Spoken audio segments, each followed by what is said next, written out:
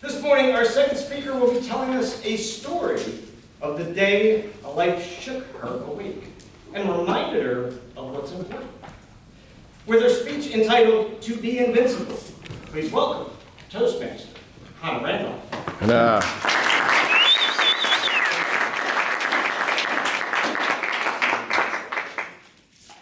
To be invincible. For me, and for many of you in here, I know a lot of the first concepts that come up are superheroes. Vibranium, Superman. But what I believe is truly the most invincible person is a kid. Kids have no fear at all. Most of you in here know at this point that I'm a rock climber, and little kids in my gym will go up to the top of the route like it's nothing and show up every single adult in that room. And I bet all of your kids would do the same when they're younger. Most of them will climb to the top of the tree without thinking. They'll maybe run into a wall, fall down, and then get back up, right again. And there's something in that, their fearlessness and their invincibility, that we lose a little bit as we get older. We think more of the consequences of what can go wrong or what could be, and we get stuck in our heads.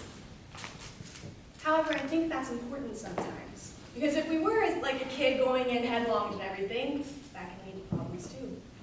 But the biggest populace, I think all of them are in cahoots with each other to just believe, hands down, no, insist that they are invincible, are teenagers. They think they can do no wrong, and I was that way as well. We had that reckless nature that most of us grow out of.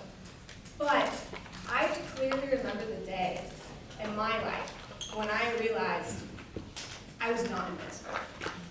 I was 20 years old. I had just gotten off a serving shift, and I was driving on I-4. I was in the very right lane, going the speed limit, mind you, about 70-something.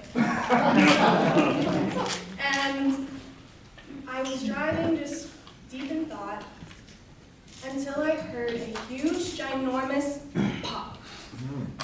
And before I knew it, a scream ripped through my throat as I turned around and I was facing oncoming traffic. It spun, flipped, and stopped. I flipped 2.5 times off the oncoming I-4. It was a miracle if there wasn't a railing, but that there was grass for me to roll into. And when I look at that matter of just a few seconds, I clearly understand now what people mean when time slows down, when things like that happen. I remember every single moment.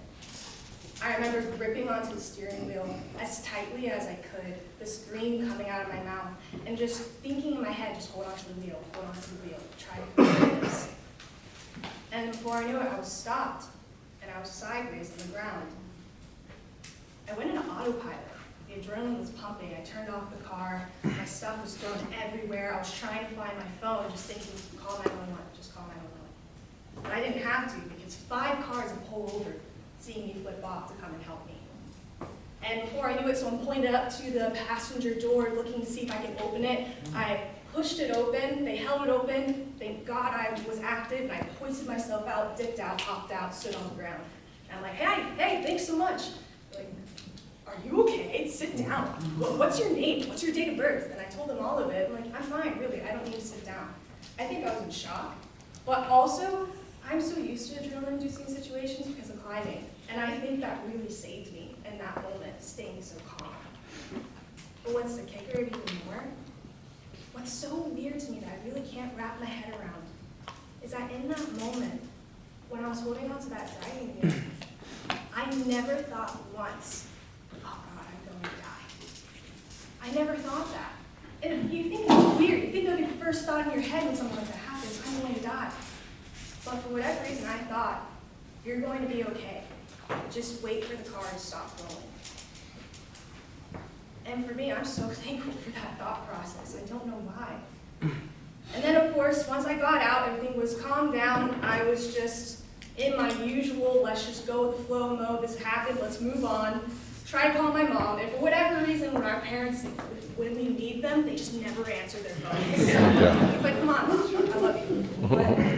But she didn't answer, called my sister. She came zooming over, and the a stormtrooper, a state trooper was on the other side of the highway. Can you tell them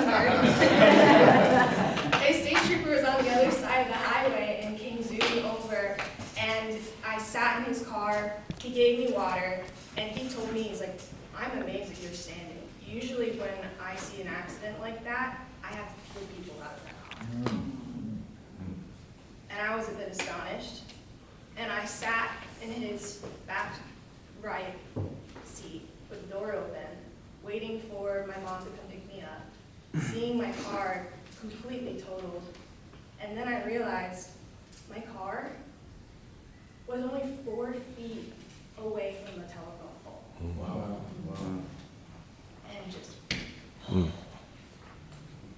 that's when the tears started coming.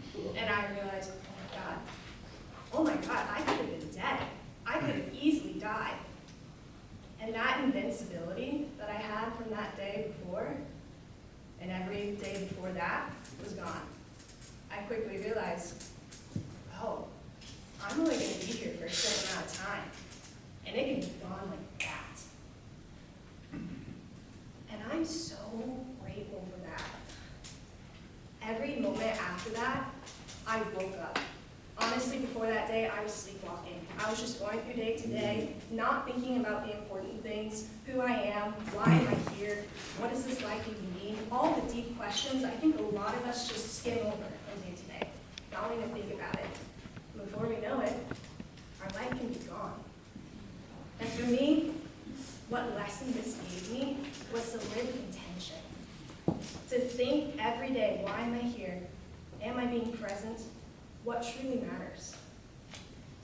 And for all of you in here, I hope this reminds you that all of our lives is only here for a certain time.